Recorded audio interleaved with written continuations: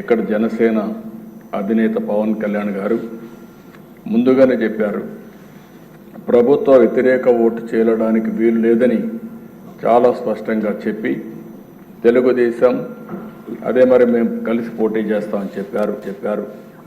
తర్వాత బీజేపీ కూడా మేమందరం కలిసి పోటీ చేస్తేనే ఈ రాష్ట్రాన్ని నిలబెట్టగలుగుతామని ఆలోచించి 3 పార్టీల కూటమి ఏర్పడింది. ఇటు పవన్ కళ్యాణ్ గారు, నేను, అటు ఢిల్లీలో నరేంద్ర మోడీ గారిని చూసిన తర్వాత ప్రజల్లో ఒక విశ్వాసం కలిగింది. అందుకే మీరు చూస్తే 93% స్ట్రైకింగ్ రేట్తో 57% ఓట్ల షేర్తో కూటమి ప్రభుత్వం గెలిచిందంటే ఇది ఒక చరిత్ర అధ్యక్ష. నా జీవితంలో ఎప్పుడూ ఇలాంటి వ్యక్తిని చూడలేదు. ఒక పెను విప్లవంగా వచ్చి ఇవన్నీ చేయడం జరిగింది.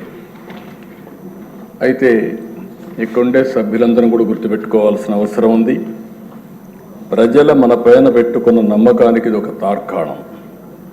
వారి నమ్మకాన్ని 100% మనందరం కలిసి నిలబెట్టవలసిన బాధ్యత ఉంది.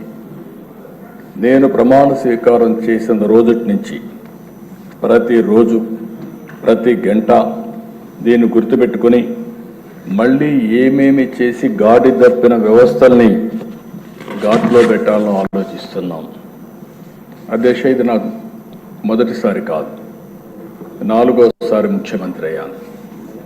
1995లో నేను ఫస్ట్ టైం ముఖ్యమంత్రి అయ్యాను. అంత మునుపు నేను ఆర్థిక శాఖ మంత్రిగా కూడా పనిచేశాను 1 సంవత్సరం. అదే ఆ కొటేషన్ ఇప్పుడు ఫైనాన్స్ మినిస్టర్ గారు ఇప్పుడు కోట్ చేశారు. అంటే 94లో నేను ఆర్థిక శాఖ మంత్రిగా నేను ఇచ్చినట్టు కొటేషన్ని 2024 అంటే 30 సంవత్సరాల తర్వాత దాని రిలవెన్స్ ఫైనాన్స్ మినిస్టర్ గారు వివరించారు. ఆ రోజు కూడా దేశ ఆర్థిక ఇబ్బందులు వచ్చాయి. ఆనాటి కాంగ్రెస్ ప్రభుత్వ హయాంలో కొన్ని సమస్యలు వచ్చి వ్యవస్థ దివాళా తీసే పరిస్థితికి వచ్చింది. అయితే ఆ రోజు కూడా ఒక సవాలుగా తీసుకున్నాం.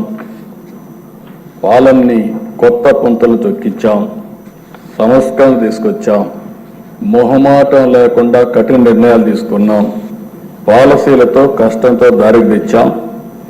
ఆ రోజు మీరు చూస్తే 1995 పరిపాలన ఒక మోడల్ పరిపాలన, కష్టాల నుంచి బయట తీసుకురావడమే కాకుండా మళ్ళీ ఒక స్ట్రాంగ్ ఫౌండేషన్ వేసి ముందుకు పోగలిగాం. అందుకే మీరు చూస్తే ఈరోజు దేశంలోనే తెలంగాణ రాష్ట్రం నెంబర్ 1 రాష్ట్రంగా ఉందంటే దానికి ఆ రోజు తెలుగుదేశం పార్టీ వేసిన ఫౌండేషనే కారణం అని చెప్పి కూడా నేను మీకు తెలియజేస్తున్నాను. అయితే మళ్ళీ ఒక 10 సంవత్సరాలు మేము అధికారం లేకుండా ఉండే పరిస్థితికి వచ్చాం.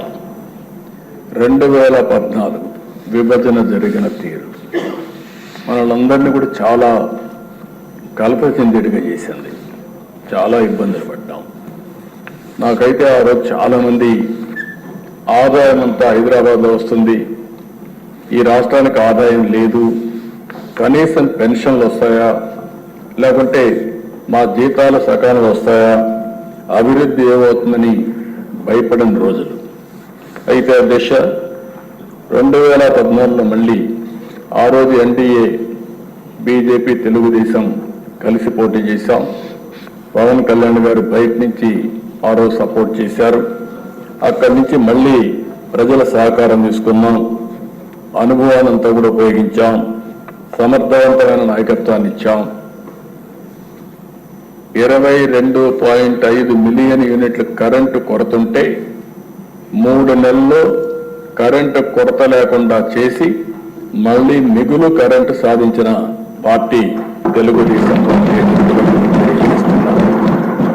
5 సంవత్సరాలు వినూత్నమైన మార్గాలతో ముందుకు పోయి కరెంటు ఛార్జీలు పెంచకుండా సోలార్ కానీ విండ్ కానీ ఇలాంటి వినూత్నమైన మార్గాలతో కరెంటు ఛార్జీలు తగ్గించడానికి ప్రయత్నం చేశాం.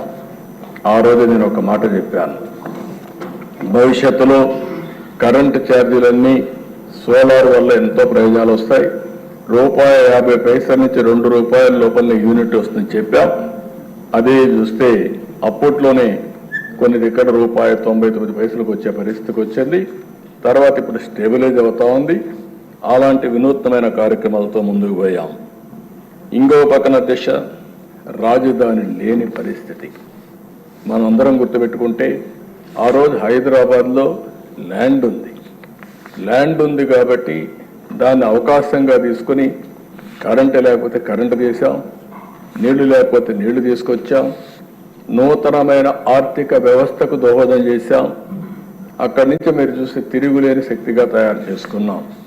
ఇక్కడికి వస్తే ల్యాండ్ లేకపోతే ఆ రోజు నేను ఆలోచించి ఇక్కడే నారాయణ గారిని ఆ పని మీదే పెట్టి ఆ రోజు 33,000 ఎకరాలు 29,000 మంది రైతులు ఒక్క లిటిగేషన్ లేకుండా స్వచ్ఛందంగా ముందుకొచ్చి ల్యాండ్ పూలింగ్ లో ₹1 ఖర్చు పెట్టకుండా ఇచ్చారంటే అది నమ్మకం, విశ్వాసం.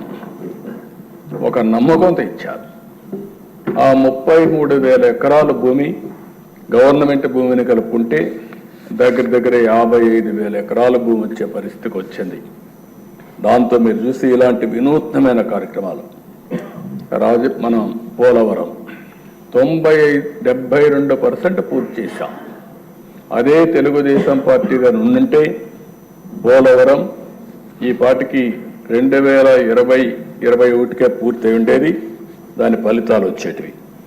అంటే ఆ దేశ ఇలాంటి పరిస్థితిలో 5 సంవత్సరాలు ఆరో తీసుకున్న నిర్ణయాల వల్ల 13.5% 13.5% గ్రోత్ రేట్ సాధించి దేశంలో అగ్రస్థానంలో నిలబెట్టిన గవర్నమెంట్ తెలుగుదేశం పార్టీ గవర్నమెంట్ అని చెప్పి కూడా నేను మీకు తెలియజేస్తున్నా. పథకాలు, పెట్టుబడులు, పాలసీలు, బెస్ట్ ప్రాక్టీసెస్ ఇవన్నీ కూడా దేశం దృష్టిని ఆకర్షించాం. అంతేకాకుండా అనేక విధాలుగా మళ్ళీ రాష్ట్రాన్ని గట్టెక్కించడమే కాకుండా ఒక నమ్మకాన్ని క్రియేట్ చేశాం. ఆ సమయంలో 2019 ఒక్క ఛాన్స్ అనే మాట చెప్పి ఒక విధంగా చెప్పాలంటే మనం అన్ని చేశామని మనం అనుకున్నాం. ప్రజలు కూడా ఇంకా ఏదో చేస్తాడు, ఒక ఛాన్స్ అంటున్నాడు అని చెప్పి అనుకున్నారు. ఓటేస్తే ఏం జరిగిందో ఒక్కసారి మనం చూస్తే ఆ దిశ ఇప్పుడు నేను రివీల్ చేస్తున్నా. ప్రజలు అర్థం చేసుకున్నారు కాబట్టి 93% స్ట్రైక్ రేట్ ఇచ్చారంటే అది ఒక చరిత్ర. వాళ్ళు అర్థం చేసుకున్నారు. కానీ ఇక్కడికి వచ్చి మేము రివ్యూ చేస్తా ఉంటే నాకు 4 నెలలు 5 నెలలు పట్టింది. ఒక్కొక్క రివ్యూకి పోతా ఉంటే నమ్మలేని నిజాలు బయట వస్తున్నాయి. మనం అనుకున్న దానికంటే ఎక్కువ విధ్వంసం జరిగింది. నేను ఆ రోజు చెప్పాను విధ్వంసం జరిగింది అని చెప్పాను. అంటే లోపల ఏం జరిగిందో నాకు తెలియదు. పేపర్లో వచ్చేది చదివాం. దాన్ని బట్టి మాకుండే అనుభవంతో ఊహించుకున్నాం. మీరు మాట్లాడినప్పుడు కూడా మీరు కూడా అదే చేశారు. ఇక్కడుండే పార్టీలు కూడా అదే ఆలోచించాం. అందరం కలిసి ఆందోళన తెలియజేశాం. మనమైతే ఎక్కడికక్కడ అడిగాం, వైట్ పేపర్స్ అడిగాం. కడాన అకౌంట్స్ మనకెమ్మంటే మనకిచ్చే పరిస్థితి లేదు. గవర్నమెంట్ జీవోలు, ఆన్లైన్లో ఉండే జీవోలు కూడా పెట్టకుండా చేసే పరిస్థితికి వచ్చారు. కడాన మనకివ్వకపోతే పోయారు కానీ సిఏజీకి కూడా ఇవ్వలేదు. అంటే దేశ మనం ఆలోచించుకోవాల్సింది, సిఏజీ అనేది ఒక రాజ్యాంగబద్ధమైన సంస్థ. అన్ని రాష్ట్ర ప్రభుత్వాలు, కేంద్ర ప్రభుత్వాలు, పబ్లిక్ సెక్టర్ అందరూ కూడా సిఏజీ ఆడిటింగ్ చేయించాలి. అంటే ఆ సిఏజీ ఆడిటింగ్ కూడా చేయించకుండా ఇష్టానుసారంగా ఏం చేయాలో వీడు చేసి ముందుకు పోయే పరిస్థితి